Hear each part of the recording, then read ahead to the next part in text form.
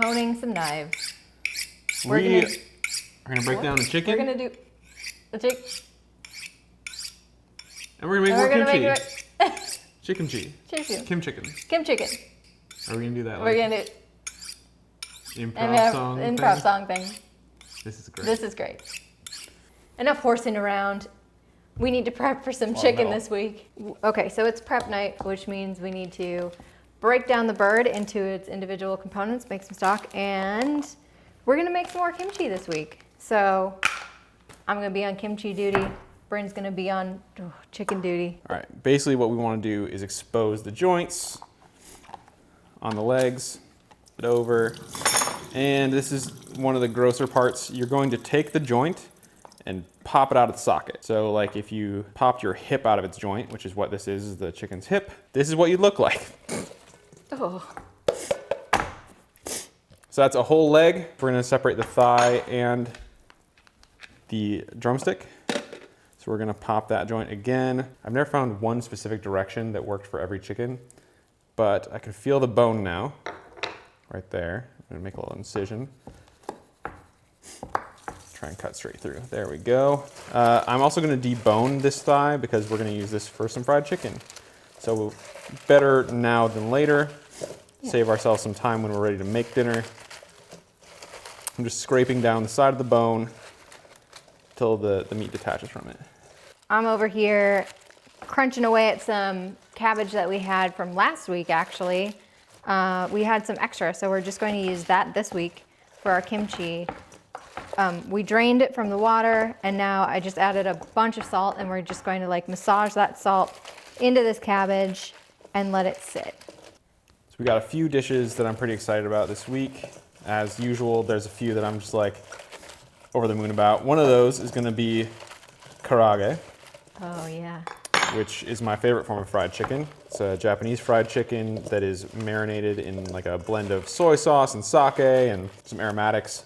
It's so, so good. And we're gonna make a fried chicken and rice bowl with some kimchi, which is what Sarah's making it for.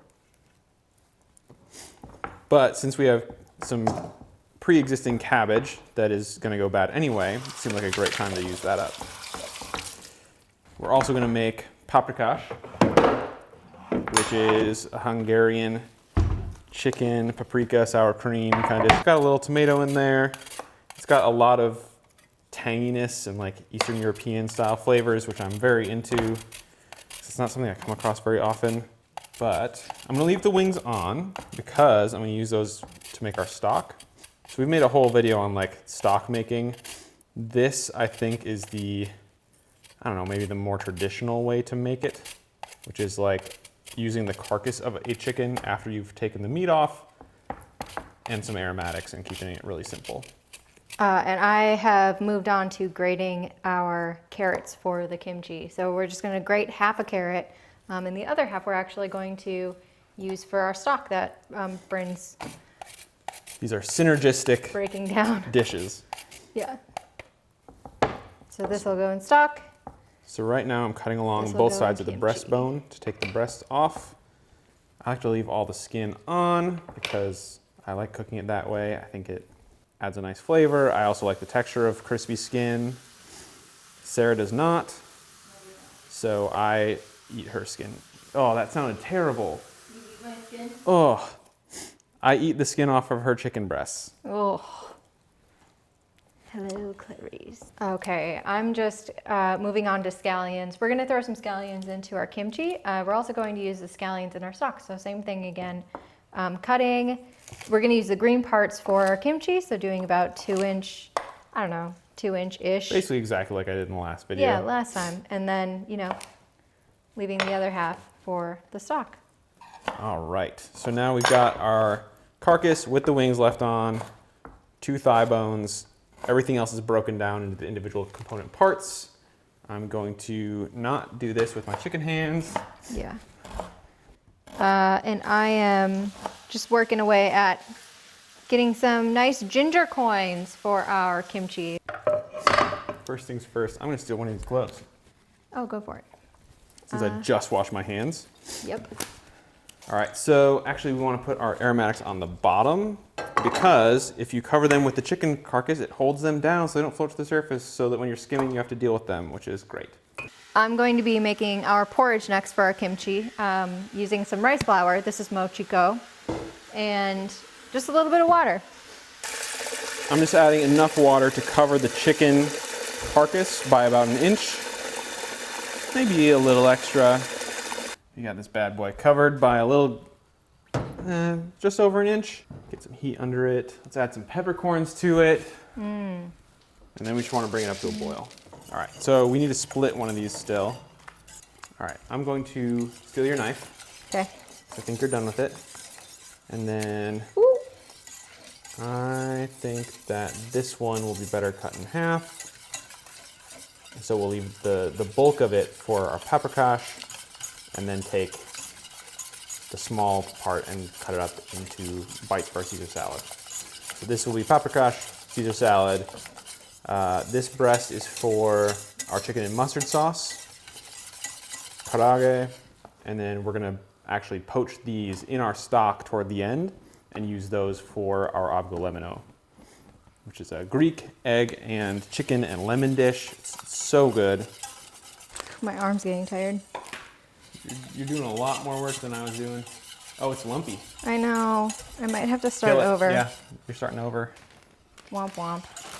All right, so the key to making a porridge correctly is to add the powder first. So we add our rice flour into the pot first, and then we'll just slowly add in our water and whisk, trying to keep it nice and smooth and pasty. All right, that's all of our chicken prepped. All right, so we've got our nice smooth sauce this time, and now we put it on the stove. Cool. Oh boy, What's up? this might have been too hot. Oh yeah, that's on way too high. I couldn't see it. Oh, did I ruin it again? Yep. Come back to me. No, it's not coming back. Are you sure? You might be able to Back. add some water to it, but you'd have to go real slow. It's toast, sorry. No, I'm gonna try to save it. Huh? Yeah, all right. Better than I thought it would be. All right, you did revive it more than I thought was possible. I fixed it. Saved it. Slowly adding cold water into it did work. Saved it from a almost certain death. All right, so to this porridge, that's kind of like, it kind of reminds me of like a very light frosting consistency. Well, then you need more water. It's got to be pudding time. I think it looks kind of puddingy. Then why'd you say frosting? Because the white color reminds me of frosting, and it like goops like frosting. Goops like frosting. That sounds like the name of a new club banger. Goops like frosting. To this, we're gonna add some gochugaru. Pa! Until we get a flavor we like. Pa. Pa! Ooh boy, look at that. Huh? Huh? Kind of like an orange-y thing? Peach-ish? Peach-ish. Okay, so we're just gonna let this sit until our cabbage releases a little more water. It's not quite done yet. All right, it's been like an hour or so. Yeah, something like that. I don't know. We like made some food, we chilled out. Yeah, we ate some It's been a while. stuff. But the good news is all of our stuff seems to be like done. I think this is ready Yeah. to go. That's good to go now. Yeah. It's still kind of like crunchy, but the majority of the water content is getting drained out of this. Look at this. You can see it just like completely coming out of all this cabbage. It's great. All right, so we're just gonna dump it back into the bowl after it's strained. We'll throw in our carrots, onions, and ginger. And then we'll just add in our porridge. Kind of coat everything in that sauce. We'll just shove all of this into our quart container. All right, so what we want to do is just shove everything down. We just want to like make sure that all the stuff is below the water line so we don't get any like nasty, gnarly stuff growing on the surface. Boom. We'll seal this up and we'll let this do its fermentation work. All right, I think we're to the point where we've got about a half hour left on this at the current rate it's cooking. So we're gonna add some cold thermal mass to really slow that down. Just kidding. It'll come back up to temp really quickly, but we're just gonna cook those legs off. Now that we know it's not gonna boil or anything, we really don't want boiled chicken. Chicken can only handle so high of a temperature. We're probably at 160-ish right now, and that's about where we want it to be. So we'll give it a half hour in there, and then call it a day. Our stock is basically at the point where it's good to go. I'm gonna pull out our legs, our drumsticks. Look at those drummies. Because they are well enough cooked. For the rest of our broth, I'm going to our stock, whatever, kind of the same thing, a little bit. So baking sheet, flip that upside down as our little surface protector. I'm going to pull all of our meat and veggies out and into the compost. And with that bad boy, goes back under for the time being. And let's see if we can do this without spilling. Nice.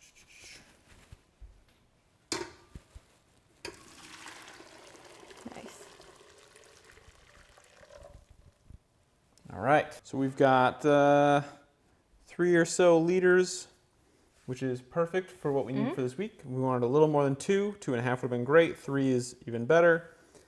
This is a very light chicken stock. It's pretty clear. We're gonna put this in the fridge to cool down. We wanna cool this down in a couple hours, ideally, and then we'll convert it over into individual liter containers tomorrow. And that's it. That's our prep for the week. Yeah, we're good to go now. All right. Let's do this. Chicken week. Here we come. I'm trying to think of a chicken pun. Let's cock-a-doodle do it.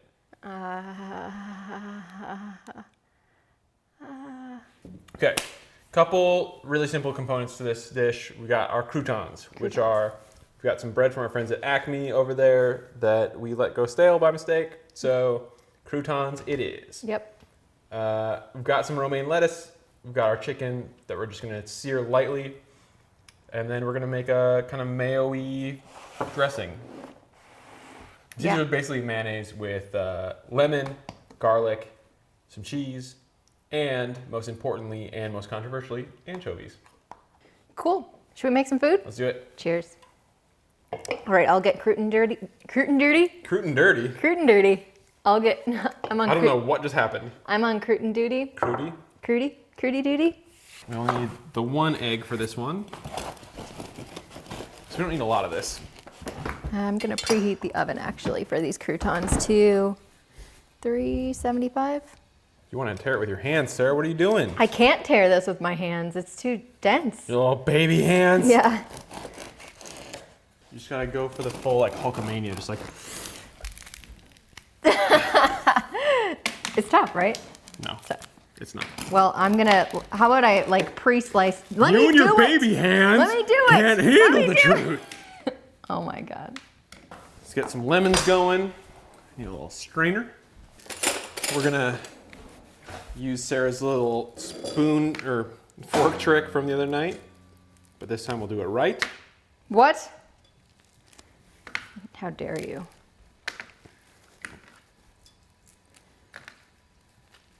Just going to throw our garlic straight in here because we're gonna puree all this stuff and then add some oil to it. Get a little bit of Dijon in there. Get a little bit of anchovy. I think 2 anchovies will be good. All right, so croutons are really easy. You break up the bread, throw it on a cooking sheet, toss it in some olive oil, throw some salt and pepper on it, throw them in the oven till you like the crispiness of them, and then... So this is all gonna increase the water and solid content of our mayonnaise, which is gonna make it much easier to incorporate oil later. We're gonna use a mix of 2 oils, olive oil for flavor, and we got a neutral oil. I think it's safflower oil in this case for texture. We're also gonna add some cheese in a little bit, but not just yet. Check this for flavor. All right. Ooh. Cool. Oh my. Tangy. That's fantastic.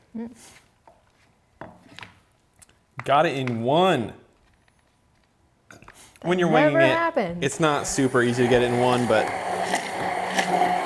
I'm pretty into this one. All right. So we don't want to take the dressing all the way to like a full like gelled mayo state, but we do want something that won't drip very easily, because that means it'll stick to the lettuce. You want to stick to it. Ooh, that's so good. The anchovies add all the salt you need, honestly. We're gonna add some Parmesan. We're just gonna add a little more even. The lemon is bringing all the acid we really need here. The oil adds a little bit of sharpness, the olive oil specifically. We've got the garlic, which was only slightly crushed, so we're not getting a ton of sharpness. We're just getting some like richness from it. Some, I don't know, I mean garlic flavor. There's a little bit of bitterness involved there. There's a little bit of sweetness, a little bit of savoriness. Can I try? Can you try? Yeah, can I try it? And the anchovy you can't really taste, even with two of them. It's like more saltiness than anything. Ooh. It's pretty mellow actually, but it like has a lot of flavor. It's well balanced. There's like hint of anchovy. Yeah, you can taste all of the flavors in that very subtly. All right, these croutons gotta go in the oven or they'll never get done on time. Okay, and so then the rest of the bread that we're not going to use is just gonna get tossed into our food processor and we'll make it into some breadcrumbs that we can use, I don't know, later. All right, so we're just gonna chop up our romaine. You could really use whatever lettuce you want. Little gem would be great for this. Something bitter might not, like arugula, but that's not technically lettuce anyway, so who gives a shit? I don't want the really thick stemmy parts, for the most part at least. I'll leave some like chunks of it in because we do want crispiness, but I find that those get a little bit woody. Then we're just gonna wash our lettuce pretty simply. These are pretty big pieces. I don't necessarily like it when it's like super bite size. That's just my personal preference. You just lift all the leaves, make sure they get fully coated in water.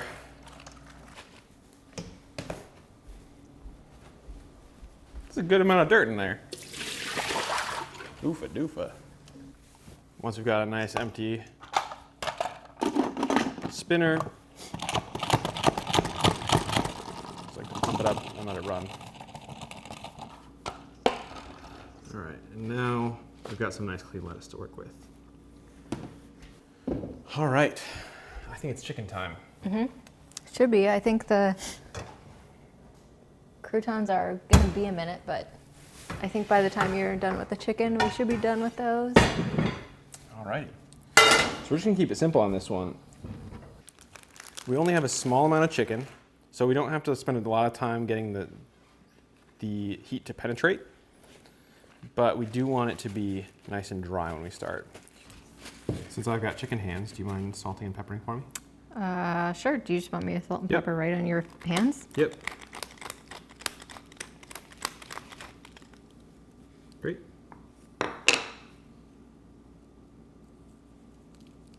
Cool. That'll do. All right, just got a good amount of fat going. I'm just using our neutral oil again. And then I'm gonna put this chicken in, skin side down, because we want that to crisp up first. The skin is gonna brown, it's gonna release its fat, and we're gonna end up with something that's like nice and light and crispy. And Sarah doesn't have to eat it. Yeah. Sarah I doesn't don't- like the skin. I don't like the skin. I love the skin. Ooh. So not a ton of protein in this one, but I think that's gonna be just fine. So we're just waiting for the chicken to rest. Yeah, it's got another minute or two. I'm gonna put extra sauce on mine, I think. Of course you are. Let's make sure this is cooked all the way through.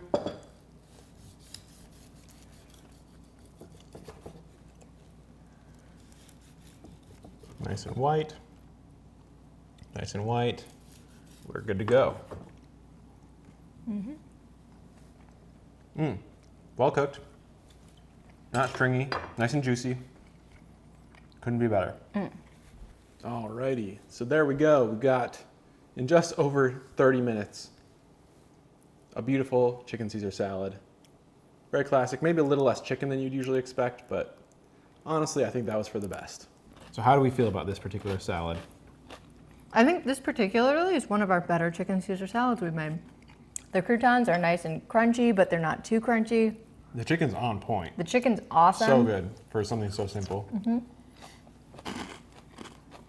The lettuce is fresh. The sauce tastes amazing. Perfectly balanced. I think this is good.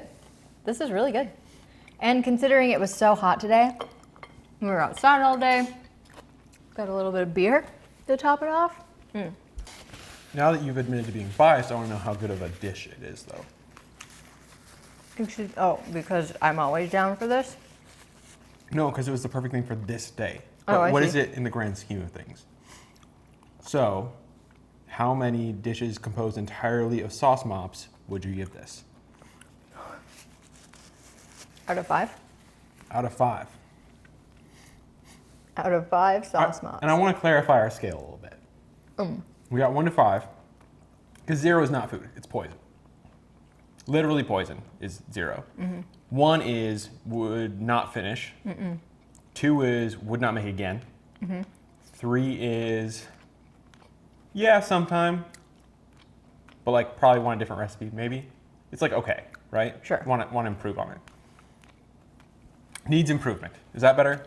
Yes. So like tolerable. Yep. Does the thing. We'll eat the whole thing. We'll change a couple of things, like 2 or 3 things. 1 to 3. 4 is very good.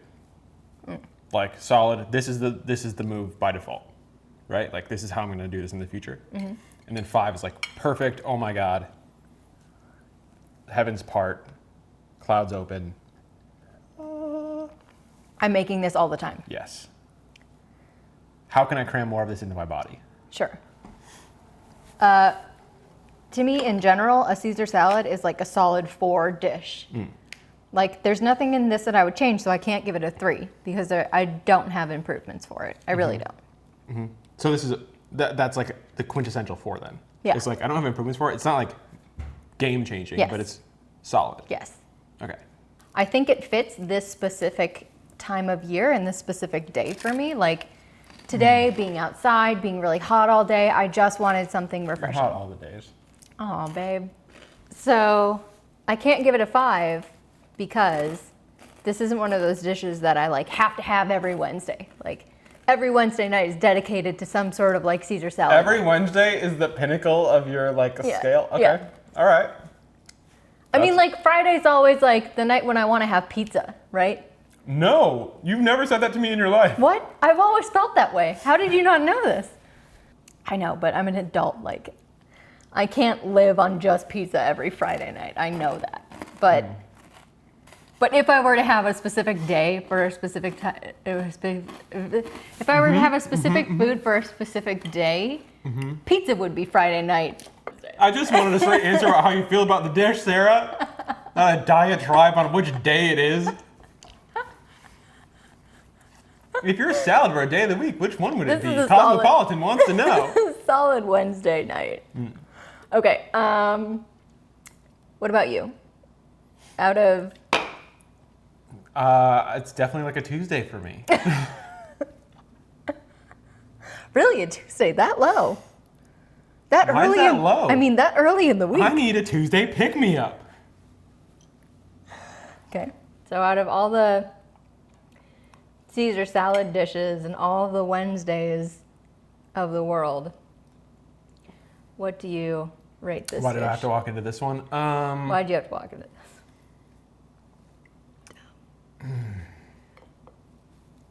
This is quantitatively food. So we're past 0. Okay, so we're past 0.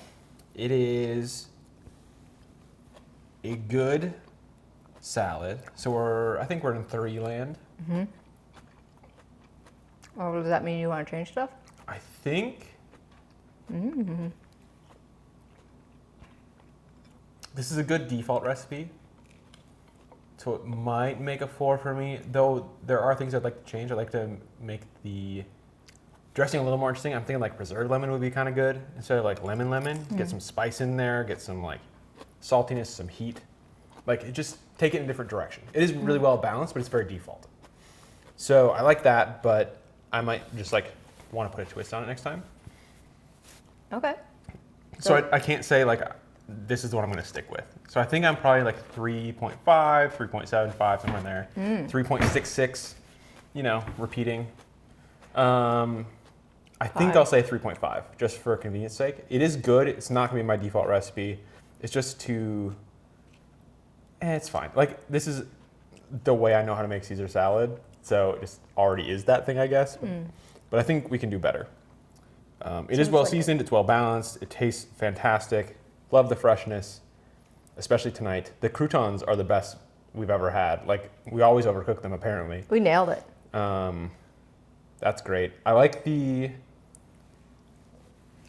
importance of the lettuce over the chicken, honestly. Like I think usually it's like this dish is gonna be a carrier for chicken more than anything. It's sauce and chicken. That's the important parts. But yeah, like you said, like I kind of needed a fresh thing, honestly. And I know it's chicken week, so it kind of feels like a little bit of a cop-out that we went so light on it. But I don't know, I'm into it. Or coop out. Boom, chicken jokes. All right, well, I'm feeling more than a little peckish, so. Yes, you came through for me. I think this is it for us, folks. You couldn't come through with another one? Didn't have a second joke in you? You have to have a chicken joke closer. Come on, one more chicken joke. Keep on clucking. That's it. All right, fine, whatever.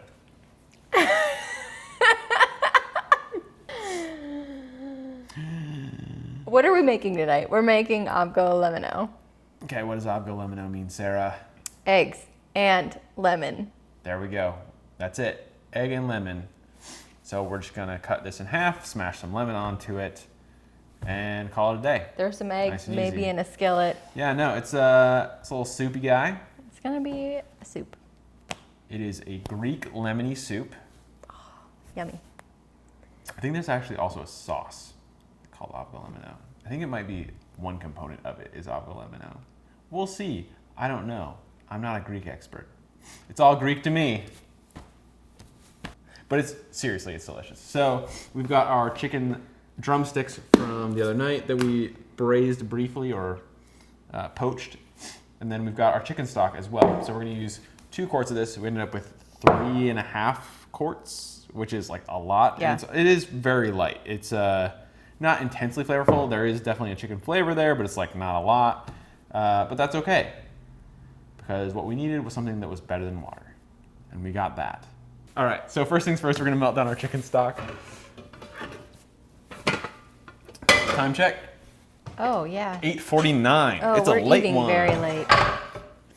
But we can do this in under an hour for sure, dude. I also need to point out in this video that we lost our Kimchi today. Our sweet child. Our time of death was I don't know, like an hour ago? like 8 o'clock-ish. We're gonna miss Kimberly. Kimberly was... Effervescent, if a bit sour. She was spicy. Full of life. Just a true gem. A lot was going really well for it. It was just And then that. suddenly one day we opened it up and it tasted like rotting. Which is, The cabbage was too old, right? Like that's clearly what it was. we'll do it again. Do the exact same thing, but maybe because we used older cabbage, we'll try to eat it sooner rather than later. We'll just do it with a fresher cabbage because we do have another cabbage in the fridge. Rest in peace. Gone but not forgotten. Now on to some lighter things. This chicken, I'm not sure if it cooked all the way through, but that's totally cool because I'm gonna chop it up anyway and then throw it in our cooking water. It smells fine. It's time to do this thing. Are you ready? I'm ready. Let's do it. All right, chicken broth is done. It's rice time. This is your moment, Sarah. Oh my God, my moment to shine. Prepare yourself. No. Oh, Just kidding. All right, got it up to a boil now. Wait, this is my moment to shine. Why are you taking away my moment? We're leaving that in for sure. I gotta stir the rice for stardom. This is my one chance This to is my do something. 7 to 9 minutes of fame. And the rice is definitely not done yet. Thank you for that, Sarah. Let's figure out where it's at, though. It's nowhere. We're using basmati rice here because it's a fairly neutral white rice, long grain. Definitely not anywhere near done. Correct. Thank you for your expertise. I told you, it's nowhere near. It's got to be like 7 minutes-ish, at least. Let's get the eggs ready. One-handed. Are you practicing? Why not? I can't do one-handed. So we got 4 eggs. All right, not bad. 3 for 4. So we need to get these nice and foamy. All right, so we got some kind of nice light colored yellow froth going on here. So now, again, Sarah, your time to shine. Oh, yes. You're going to let me do the lemon stuff. That sounds like a whole other thing, Sarah. You gotta smush the lemon around the fork. And twist, and twist, and twist, and smush. You're gonna pour lemon juice in slowly while I whisk. Almost like a mayonnaise. That's looking better, but not there yet. Because the thing is, the acidity in the lemon can cause the egg to curdle, and we don't want that. So you're gonna add it while I whisk. Ready? Yeah. That's it. All right, so this is the magic behind this soup.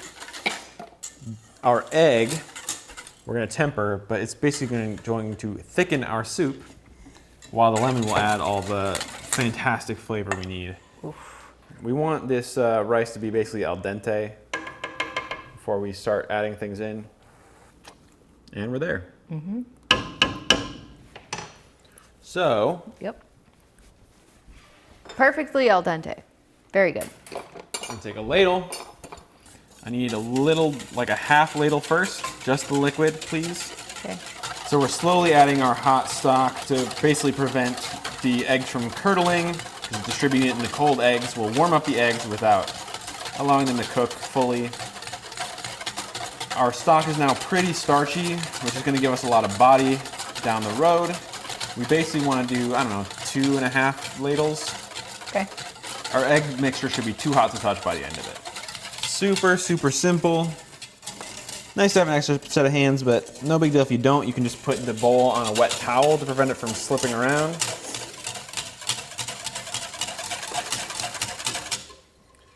And we're gonna add in our chopped chicken with the skin, which will detach. And then we're gonna add in our egg mixture. Do you wanna stir this? Mm-hmm. It's not really important that it stir quickly, but just distributing things is nice. All right, now we want to keep this on a very low simmer until it's done now. We just want to basically heat the chicken through, and the soup will thicken up a little bit more, but we're going to keep this very low temp.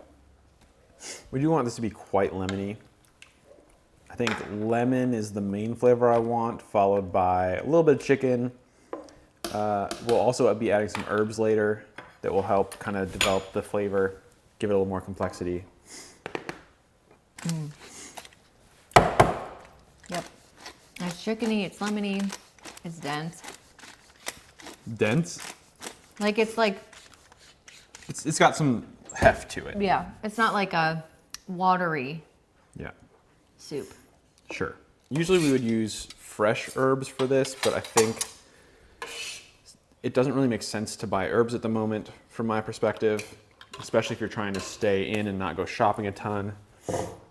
So I think dried dill will do the trick. Mm-hmm. Just slick of olive oil on top. Avgo lemon. It's dilly. It's olive oily. It's lemony, it's chickeny, it's got some rice in it, some egg in it. I'm very excited to taste this. What are you thinking? I'm thinking it needs a little more salt, I feel like you could use a little more lemon as well. just for me. Like, just a touch, just to bring out a little more of the flavor. It doesn't quite have that zing I want. A little acid and a little bit of salt goes a pretty long way in terms of adding flavor. That's more what I'm expecting. I want a little bit of zing. I can taste the chicken. I know there's rice in there. I can taste a little bit of the dill. I can taste the olive oil, but I just want it to have that like zing, and I'm struggling to get it with this bowl. But I think with a little more salt, a little more acid. I could definitely go for more lemon. But I think I'm at a good point for the salt. Ooh, yeah. It's just that lemon is so good with chicken. You know what else this needs? A little more of pepper. God, I love pepper. You're just so fussy tonight. The heart wants what demanding. the heart wants, Bryn. Not my lemon egg soup, apparently. Just everything around it. God, it needs more pepper. You just want fixins. Yeah, I told you. I make you the quintessential sauce mop. It's a pre-sauced mop. And you're like, nah, everything There's is. nothing to mop it up with. The rice is already in it. Okay, now I can eat this. Now I'm excited about this. I feel personally attacked on so many levels. Out of 5, rest in peace, sweet Kimberly's. Aww. What would you give this? I give this a solid 3.5. 3.5. So not your default, Right, like, but good. yes. There are things I would change about this. Constructive criticism, say the things. Okay, so it needs more salt, more acid. I want From a little. now? Yeah, still. Like, I feel like it's very one note. Still. I don't know how to fix it. I have opinions. I don't know if it's like we need more like spicy, so maybe red chili flakes or something, but it's just missing that extra like element So- that will get it to a 4. I think this has suffered from my rush to get chicken stock last night. Oh, it could be the There's chicken no stock. complexity in the chicken stock. With that said, I am happy with what's in my bowl now. Okay, so out of 5 feathery raptors, Feathery Raptors. Feathery Toronto Raptors. what do you get this dish? Well, okay, so I'm slightly torn. 3.5 makes sense to me. Yeah. I think with one minor tweak, this would be a 4. And that is if it had better chicken stock. That's it. Really? If it had better chicken stock, this would be on point. If I'd given it more time, if I had to let it develop more flavor, it would be great. It just needed to reduce. I was a little nervous about having enough quantity for the number of recipes we're making this week, and so I let it like sit too long. Oh, what time is it, by the way? Well, we can find out. 9:37. So we're still under time. So what I could have done tonight was let it reduce for a while. 10, 20 minutes, let it reduce, high boil, try and like develop more intensity of flavor. It wouldn't be perfect, but it would be a start. Yeah. Or add some more aromatics while it's cooking, like some bay leaf or something. Yep. Just like try and like up the flavor a little bit. We could have done something with, Flavor infusion. yeah, exactly. A piece of preserved lemon, a little Yeah. Worcestershire sauce, something like that would have like added some more depth to it. Intensify it a little bit we more. didn't get there, and that's unfortunate, but like I know how I would fix it. And so I'm tempted to give it a little more of its potential than what it is. Got it. If that makes sense. Because like I can see the path forward toward my default. I get it. I get it. So solid 3.5 makes sense because you would fix things and improve it and make I it just better. want to say 4. It is I very know good. you want to say 4. I know you want to say 4, but we can't say 4 to like this specific dish because this specific dish, like the one we made tonight, is not the 4 that we were looking for. I'm eating this right now, and it's really good. I'm gonna give it a 4. I like this a lot. You give it a 4. I had to cover for the chicken stock with more lemon, but I'm okay with that because it's very good with a lot of lemon. I'm also very interested in eating the rest of this, so. All right, you heard it here, folks. 3.75 Optical Lemon. What was last night's? 4. Were we both 4s? We're both 4s. All right, so we can do better. We will get to a 5 with Chicken Week. Let's see if it can compete with Veggie Week, where we had 2 5s. Yeah. Oh, I don't know. I don't know. We'll see. Can chickens get it there? Teen chickens. Ba? All right, it is 10:13. This is Kitchenomicon nights. We got these late night vibes. We got these like And by Sarah's late- gonna fall no. asleep vibes. We're gonna make paprikash-ish. We're gonna use some strozza which is not the right kind of noodle, but it is close enough in shape. We're gonna use a little sour cream sauce. We're gonna do a paprika-based tomato kind of soup situation that will then turn into a sauce. It's gonna be a good time. We're gonna do some roasted broccoli as well. First things first, I'm gonna get the broccoli going. We're gonna do a stock pot full of cold water. All right, we've got an 8-quart stock pot, 8-liter stock pot, halfway full. So we got about 4 liters for, I think we got 12 ounces of pasta here, 8.8 ounces. Close enough. That'll be fine. We're not worried about it. We're gonna cook our broccoli in there first and then our pasta. Excuse me. We're gonna turn our oven on to 375, I think would be good. And prepare a baking sheet. This is some older broccoli. We bought it a couple weeks ago. There were some pieces that I already tore off because they looked kind of gnarly.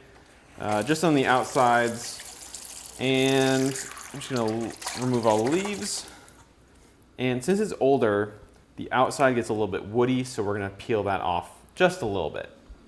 And then slice it up just the same way we have in the past. We're gonna get the florets separated. And then we're going to cut the stalk up into coins. All right, so I find that cooking scissors make this a very easy task because what we wanna do is turn this basically into a cylinder. Because after that point, all we need to do is get the outer layer off. All right, take off the end, because we don't want the woodiness. Let's cut some onions. Oh no. Oh yes. I may need you to take me to the emergency room. This is not a great start to this. Just kidding. All right. We're just doing a half an onion. In the meantime, I'm gonna start the chicken. We're gonna use this Le Creuset, a little Dutch oven. And we're gonna add some butter to it. I'm gonna take about 1/4 of a stick. All right, garlic time. As soon as our butter is nice and bubbly, we're gonna add our chicken. This garlic's a little gnarly. So paprikash is a sour cream based dish, in my opinion. Sour cream is a fundamental flavor to it, much like stroganoff. The other primary flavor being paprika. Paprika. Man, pronunciations are escaping right now. It is a little too late for that. But paprika, we're using a Hungarian sweet paprika, which is, I believe, the correct method. However, we're using the wrong noodles. We're doing a lot of things kind of the wrong way. Our meat is a breast instead of a thigh, which is not great either. Alrighty, we've got our butter nice and melted. So we're gonna go skin down with our chicken straight into the fat. So we had about 1/4 cup of fat in there, of sour cream, and we've got about a half tablespoon. Yeah? It's probably like 2 tablespoons in here. All right, we might need to add a little more sour cream, but we can do that. We've got more in the fridge. This chicken is gonna sear skin side down for a little bit until we've got some browning on there. And then we're just gonna flip it. Nothing too crazy, very simple. So this is about 1/2 of the breast, maybe not quite 2/3. It's the same breast we used last night, or not last night, the other night for the Caesar salad. Yep. It's the other part of it, and I don't know, it's a little thick, so it might take a This is little a while. little thicker than. I think we'll sear on both sides, and then we'll make the sauce, and we'll braise it in the sauce. And that will bring it up to temp, because then we'll be getting convection heat instead of radiant heat. We don't want the heat coming directly up into the breast from the pan or from the butter, which is fairly low against the breast. If we have a hot sauce that is cooking in, then The butter it is will sputtering. cook all the way around. Let's get some salt on this side of the chicken. So we're gonna do this like we usually do. We're gonna do fat in, then our protein, take the protein out, aromatics, and then our seasoning, deglaze, go. Like this is the standard process. I feel like every dish uses this route. It's Yeah, a good route. It's a good. solid. It's the easiest way to cook anything, really. Oof, Oh that's my God! so beautiful. It's so golden. Oh, the magic of butter. The magic of unsalted All right, butter. I think that'll probably be 5 or 6 minutes on Do you that think side. this is too thick? I do think that's too thick. Let's add a little bit of this sour cream. So this is the sour cream that we made. That was some leftover from our emergency sour cream. So we want a high quantity of fat to flour there. Let's get that pan boiling as quickly as possible. We should really salt the water. All right, we're starting to get to where we want to be with this chicken. I'm gonna pull it off onto a quarter sheet tray. Look at this bad boy. Oof. We got this absolutely gorgeous crust on this side. Also nice and golden brown on that side. So buttery. We're just gonna let it sit for a while. That's gonna rest, that's gonna cook internally, and we're gonna add our onions into the pot. These are our aromatic that will take the longest to cook. They also absorb a good amount of fat, so we'll reduce the amount of like available liquid in our pan. And use that butter. Use that butter. All right, so those are just gonna sit there for a little bit and cook down. Once those are translucent, we're gonna add our garlic. Then we're gonna add our paprika, and then we're gonna deglaze with tomatoes. These are some tomatoes we opened a little over a week ago. Not the freshest tomatoes. What we want are these solids. That's gonna be the meat of our sauce. We will add a little bit of tomato as we go to kind of like loosen it. These do taste good, so I'm not too worried about it. What we want is to build a decent gravy. It's kind of a paprika chicken fond gravy. So it should be mostly paprika flavored, a little bit of tomato, a little bit of chicken. The aromatics are really there to like provide our base. So the onions are providing sweetness, the garlic are going to provide a little bit of that richness, the garlicky intensity. We grab a little olive oil for our broccoli. Once that's done, what's the word? Blanching. There's the one. We're not going to put it in an ice bath because we're just going to throw it right into a hot oven.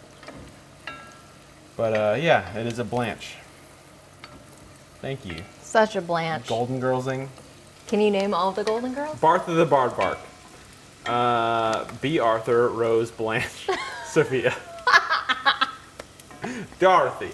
Dorothy. There you go. Did I get them all? Yeah. You said all of them at one point in the last like 20 minutes, 10 minutes, 5 minutes.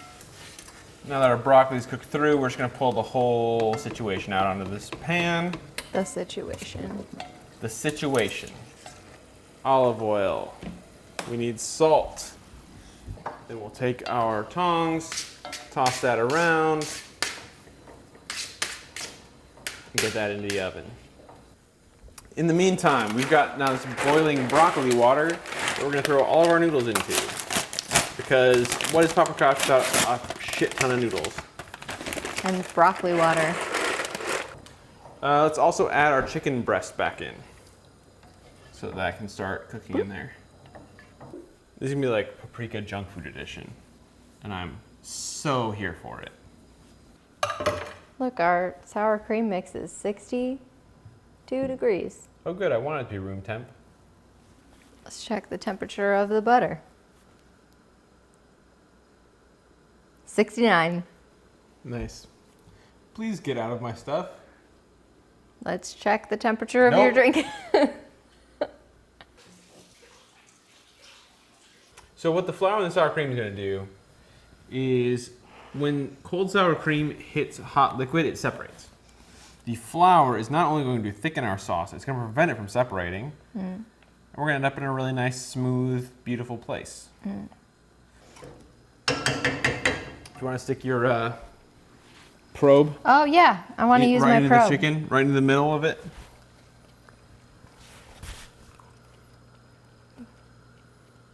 Probed. 124 That's degrees about 20 degrees shy where we want it to be. Fahrenheit. I want it to be 40. If I was doing this for bulk production, I'd do 165, Yes, but I was that gonna is going to say. be so dry. Oh my God. Bulk production safety, food safety is 165 for chicken. So one side of that is about flavor, and the other side is about making sure you're not liable for someone else. Yep. So if I'm cooking for me, we're going 145. If I'm cooking for a restaurant, 165 for sure. But that is why restaurant chicken is worse. All right, chicken out front. So now our sauce here, we're gonna add some of the sour cream mixture, our flour cream mixture. All right, we've got our sauce, we've got our noodles, we've got our chicken, we've got our broccoli. Good to go here. Let's get a little plate put together here. Yeah? Yeah. And paprikash. Look at this. Paprikash-ish. Paprikash-ish. Let's not claim that we know what paprikash is. We got some nice little noodles. Although they should be egg noodles, but we didn't have any, so we used semolina noodles. Chicken. It's got some, obviously, paprika, hence the name. Some side of broccoli. Ooh boy. This is going to be good. Time check. When do we finish? 11:11. When do we start? 10:13. Under an hour.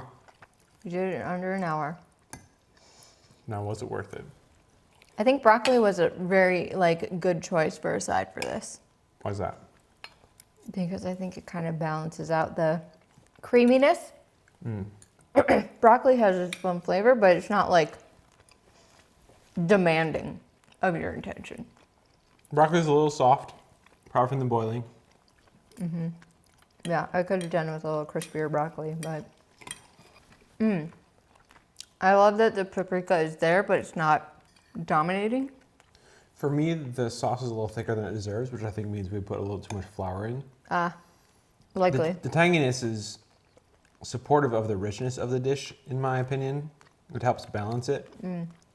So I appreciate the sour cream when I notice it. Okay. Out of 5 sleepy sauces, Sleepy sauces. out of 5 sleepy sauce mops, what do you give this dish? The dish itself works very well. The broccoli was the weak spot, for my opinion. I've not made paprikash often.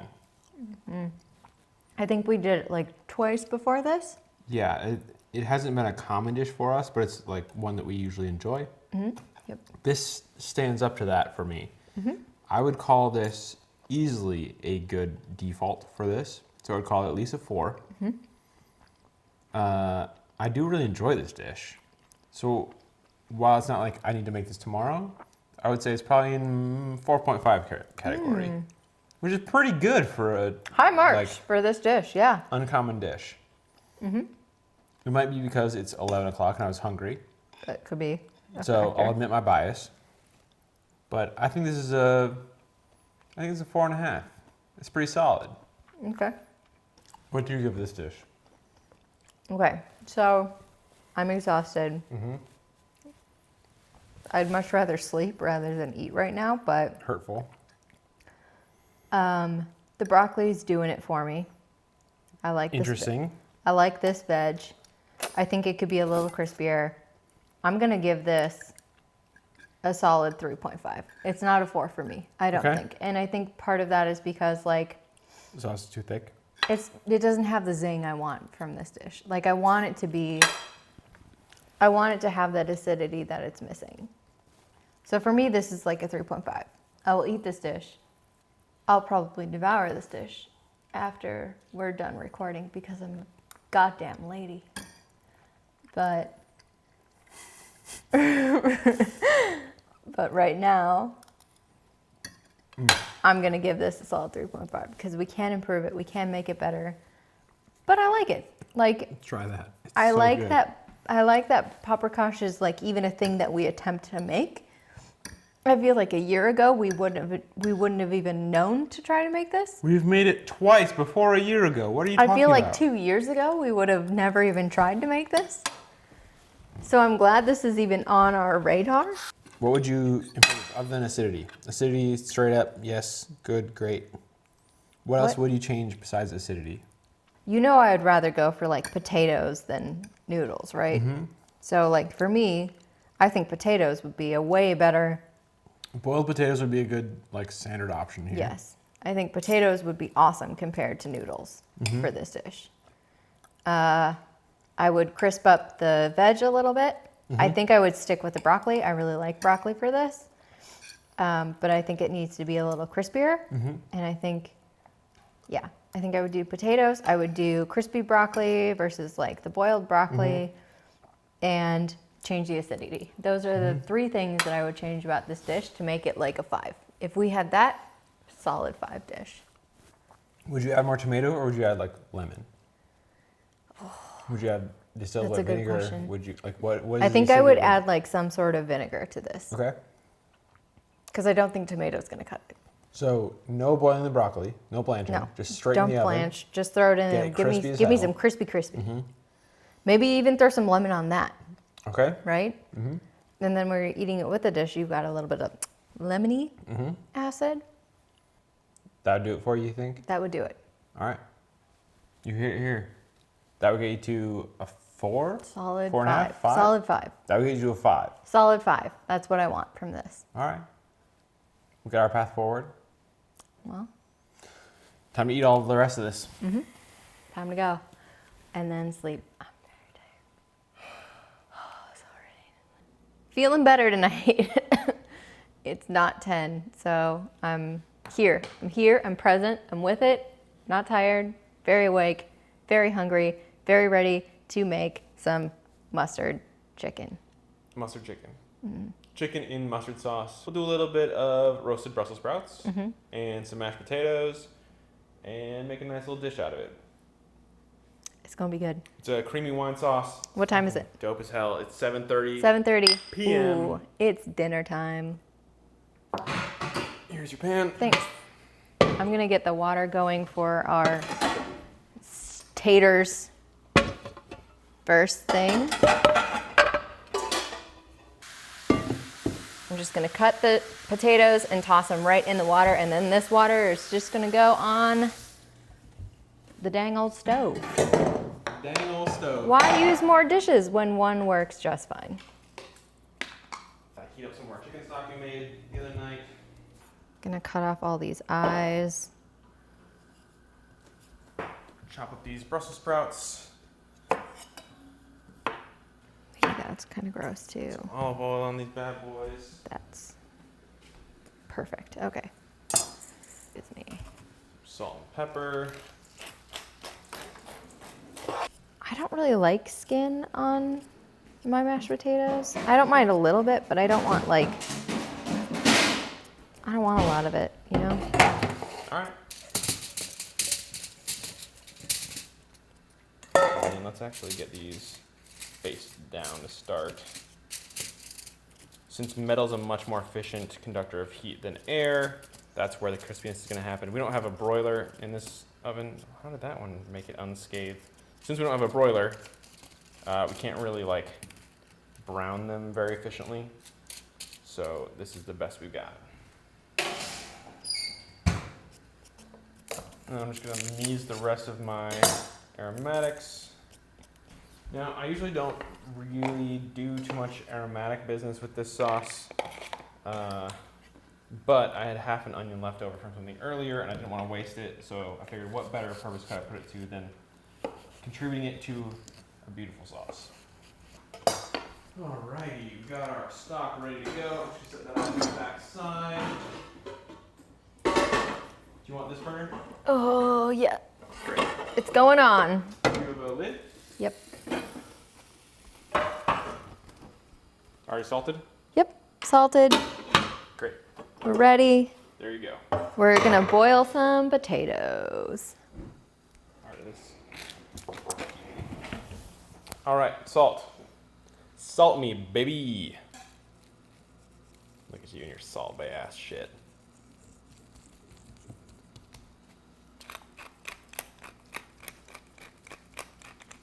Sweet Dunsky. And we're gonna go skin side down. Right into our hot oil. Pull that cream over. All right, so now that you can hear me, we've got some chicken searing in the pan. We've got our chicken stock already thawed. Our Brussels sprouts have been cut in half, oiled, and thrown in the oven. And our potatoes are boiling. All right, it's releasing from the pan now. Look at that, beautiful. Ooh, yeah. So we'll let it sear on the other side, and then we'll kind of do the edges. That's some great color. Keeping the flame fairly high. We don't want to overcook the insides right now. We want to wait until later when we've got liquid in the pan to finish that off. If we get the whole thing to too high of a temperature, it's just going to be really like shreddy and squeaky and chewy, tough. So we want to just take care of the outside right now, and then we want to keep the inside as tender as possible. And we'll finish that gently later with our sauce. All right, let's get this onto a board. So we're gonna take this beautiful chicken breast and we're gonna rest it. It's gonna get a little less crispy, but that's okay. We're gonna actually finish it in sauce anyway. Get our aromatics in. We've got just onion and garlic. Scrape up the fond. Get all the flavor we built up from that chicken. I'm gonna give it a little more fat in the form of butter. All right, for our herbs this evening, we're gonna use a little bit of thyme. I'm also gonna throw a spoonful of our mustard in while this is kind of becoming more aromatic. Let's do a couple spoonsful of, this is coarse Dijon mustard. I usually just like coarse mustard of any kind. I'm not too picky about it. We're gonna add white wine anyway, so Dijon isn't really changing the game so much. All right. So we've got our thyme nice and fragrant, our onions and garlic are translucent, and we've got our mustard kind of cooking off a little bit, losing some of its sharpness. We're going to deglaze with chicken stock and then turn our heat up to high. We do have white wine that's going to go in here. I would usually deglaze with really either one. They both perform the same deglazing function. But we're going to boil the whole liquid for a little while, so it doesn't really matter what order we go in. Let's get a little bit of Sancerre in there. Sancerre in there. Sancerre is our go-to white wine. It's the one we drink 90% of the time, maybe more. So it's the one that we keep on hand for just such an occasion. Alrighty. Time to pull these spuds. They're nice and tender. A bit of fork completely through these things. But now they gotta go into any other container really, so that we can mash them. Ooh, look at that. This is all you, steam. but I just want to warn you, I've definitely put in too much cream or creme fraiche or whatever.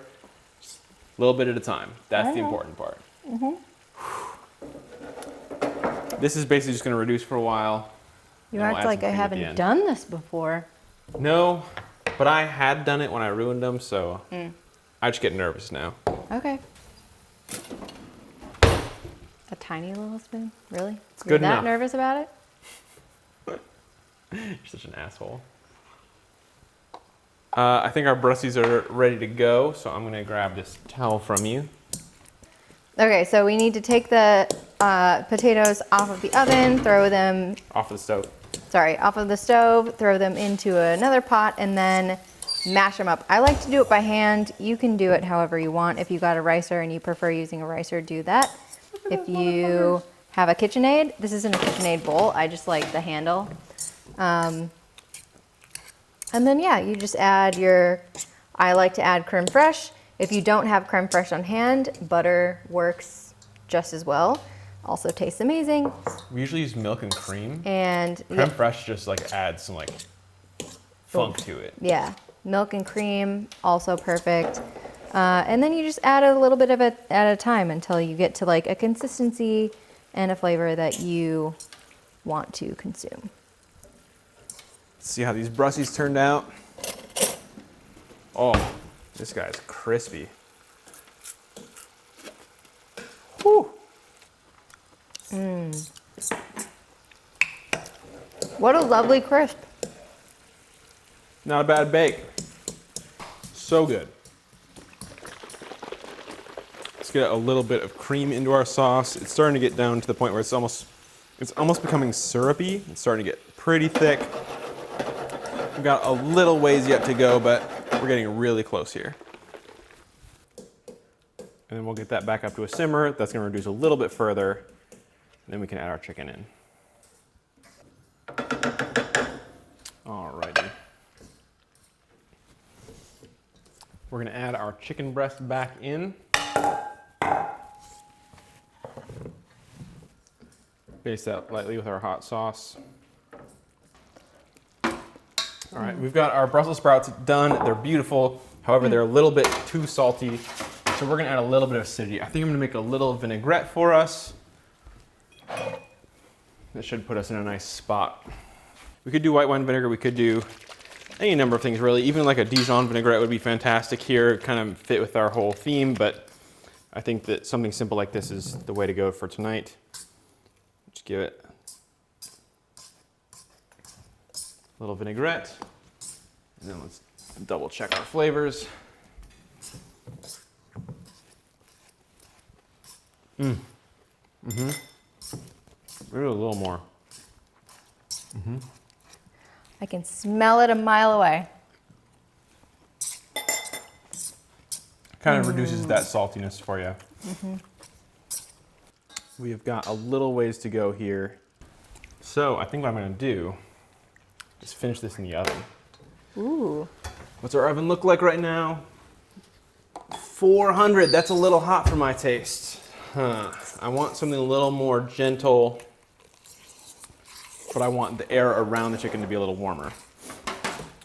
So I think I'll go for it, but keep the oven vented. All right, our temp is dropping pretty quickly. We're at 375 now. You think that'll help? If I blow on it, will it cool the oven down? Totally, it's gonna help. We just don't want the sauce to boil off too fast. Hopefully we're there now. We're at 34. Oh, It it's has now or been never. 1 hour down to the minute. Let's see where we are at. Right in the thick part. Got 140s, 140s, 140. Yeah, we are good, dude. We're done. Nice. On time. Actually, I'm gonna add a little more cream. I'm gonna give this sauce a little more life. We didn't make it. Well, we did. I'm just being particularly Oh, picky Brent's just about being it. fussy. What? You're just being fussy. Yes, I'm being fussy. All right, we got our chicken breast. We're gonna let that rest one more again. I'm gonna add just a touch more cream in here just to bring this sauce back, because it's a little more thick than I'd like it to be. Fucking great. We're good to go. Awesome. Final time is 8:37. We're 3 minutes over. Oof. That's a pretty good fucking time in my book. There we are. There's our chicken, Brussels sprouts, mustard sauce, and our potatoes, all in one complete dish. Absolutely beautiful plating by Sarah. Oop, oop. Let's go eat this. It tastes a lot of mustard and a lot of wine. But there's thyme in there that also is like altering it, and there's also a good amount of garlic and onion that we don't usually have. I was gonna say I there's think a this lot is a of much garlic more and onion. balanced sauce than normal, where normally it's like mustard and that's it. I like the mustard and that's it. I think, for me personally, I'm just gonna answer this right off the bat. Out of 5 Oh, you're gonna give gnarly, yourself a... yeah, out of 5 like tough to cook chickens, I'm gonna give this a solid 4. Like, I think this deserves a solid 4 still.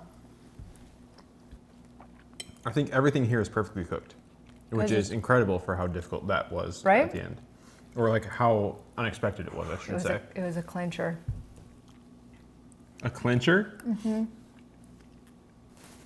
was a white knuckler.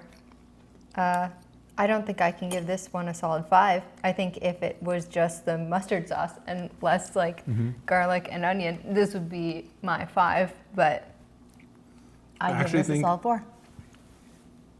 The thing I would change is I would crush the garlic rather than slicing it, because I want more of that like garlicky punch. I actually appreciate garlic in my mustard as well. I think the mustard point is fair. We could do more mustard in here. I do taste it, but I taste a lot of thyme as well, which I actually kind of like more than most mustard. Oh, okay. Like thyme and garlic sauce would also be fucking up there for me. So I think I'm gonna give this a 4.5.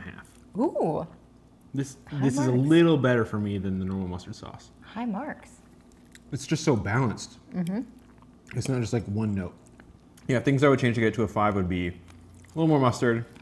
Yes. Actually, I might add a little bit of vinegar next time, like white wine vinegar. Just a splash. Give it some more brightness in the sauce. It was a little. And then crush the garlic. Yes. Yes. Yes. Agreed with all those things.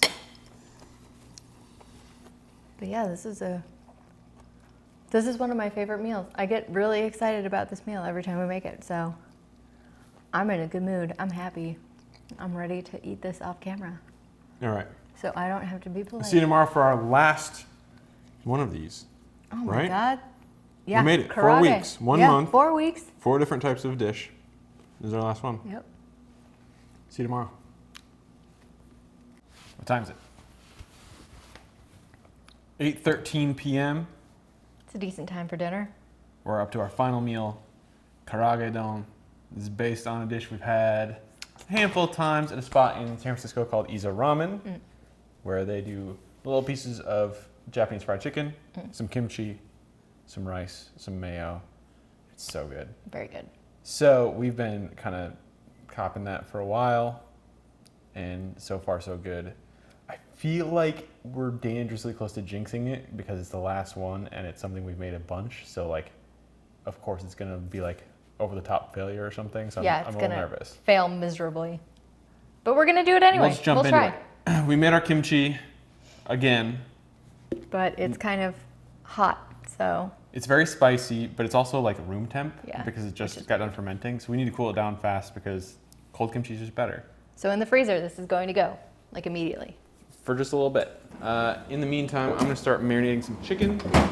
And I'm gonna soak some rice. Rice soaking. All right, first things first, I'm gonna smash a little bit of garlic. Got our garlic all smashed up, so now we're going to trim up our ginger. We want some nice surfaces because we're going to grate this. So we're just gonna grate that down. Every time I grate my fingers. There we go. Got some ginger, got some garlic. We're gonna add just a splash of soy sauce and a little bit of sake. This is nothing special. This is a futsushu, which is below your ginjo or daiginjo. It's about 65% milled, so it's kind of an unregulated territory. You can end up with some sugar in it. You can end up with some extra alcohol added, which is not the worst thing. It tends to bring out some of the more floral notes. But the point is, you can kind of use whatever sake you can get your hands on. You're gonna be fine. Smells good. Let's just get that kind of pushed down in there so that there's marinade sitting on all of it.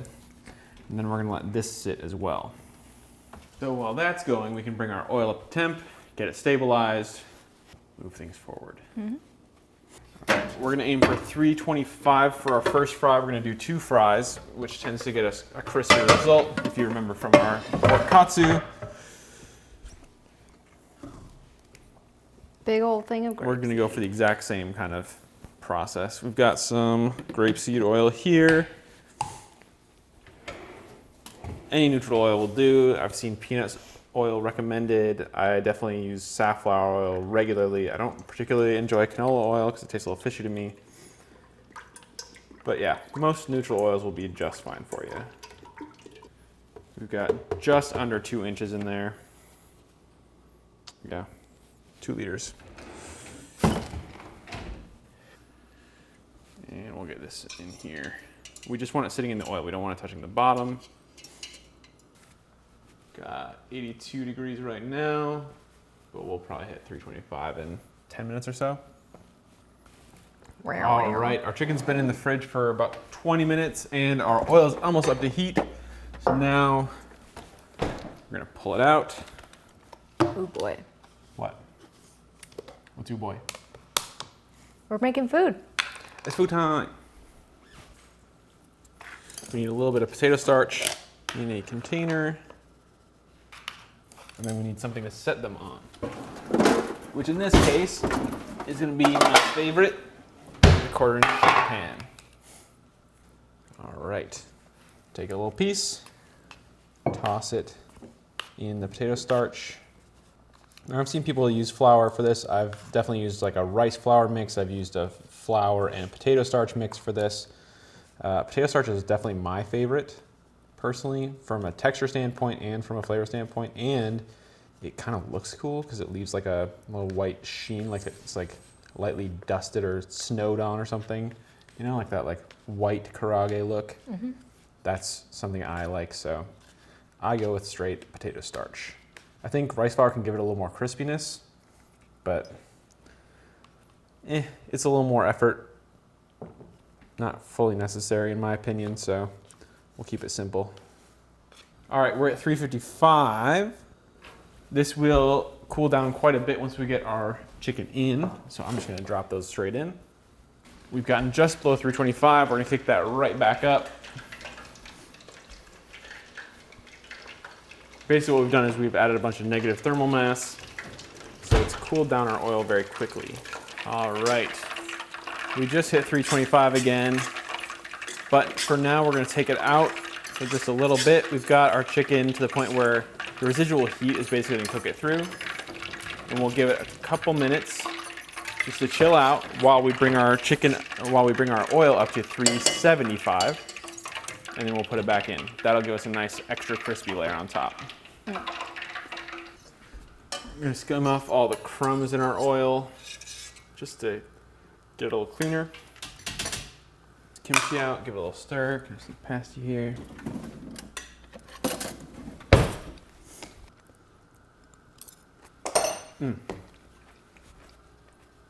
Nice. Crisp, fresh, spicy. That'll do. All right, our oil's up to 384 now. So we're gonna put this back in. This should cool it down to about 370.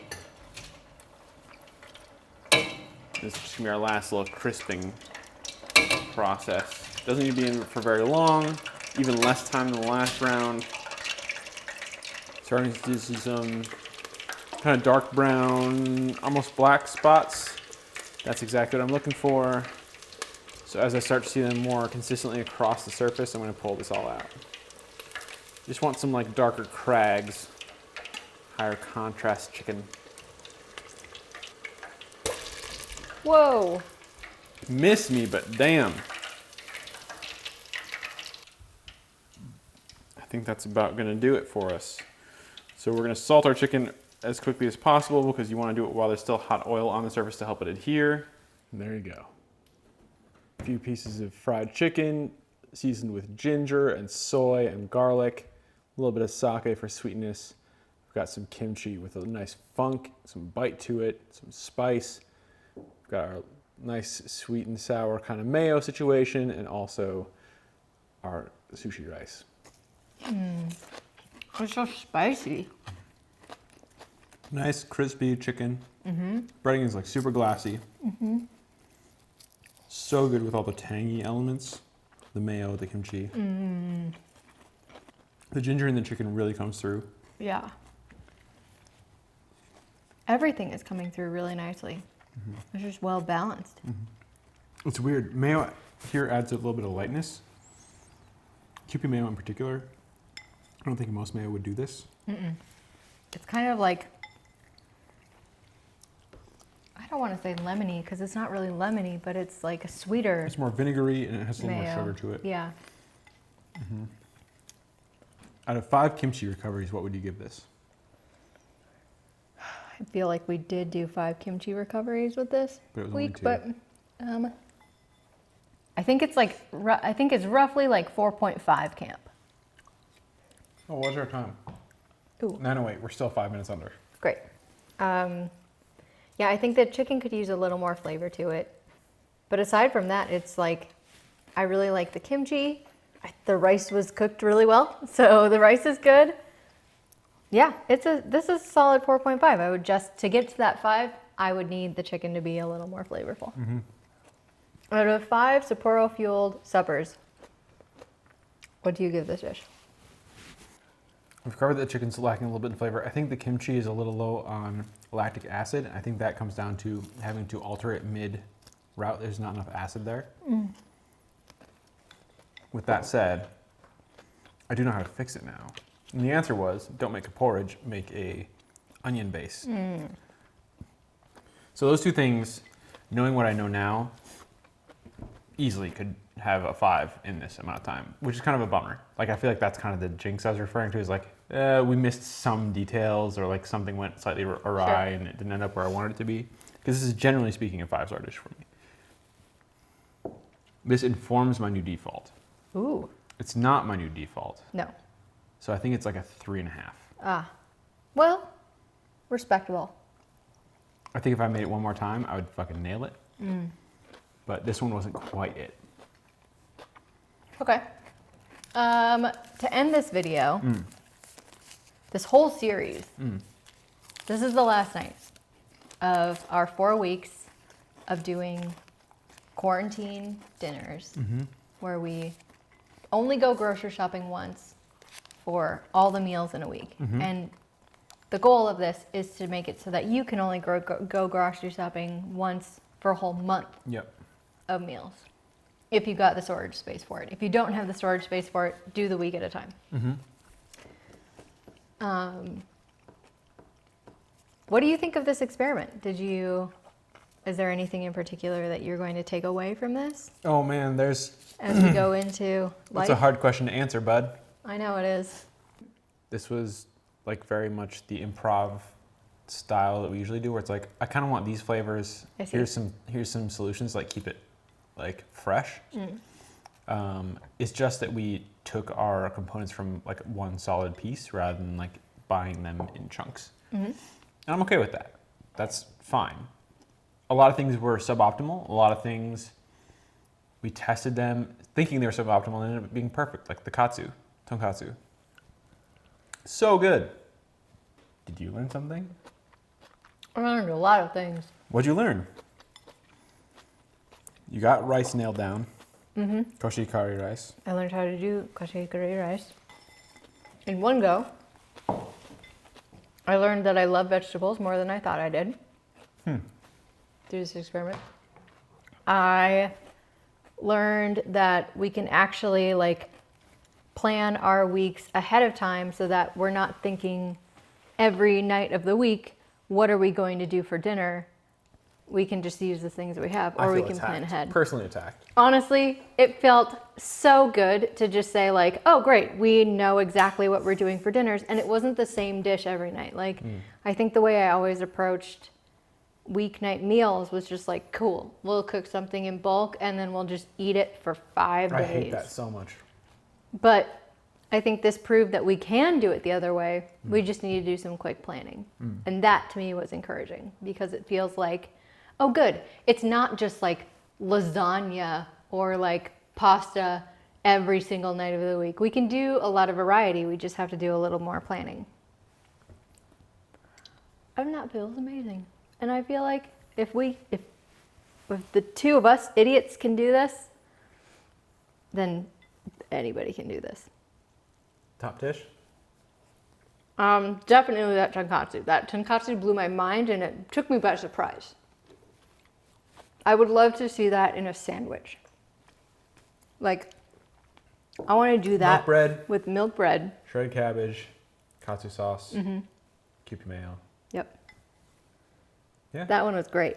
Yeah, I'm into it. We'll have to get that recipe together. That was a good one. Pork shoulder tonkatsu. What was yours? Tonkatsu. Favorite dish? Tonkatsu, hands down. Same? Yeah.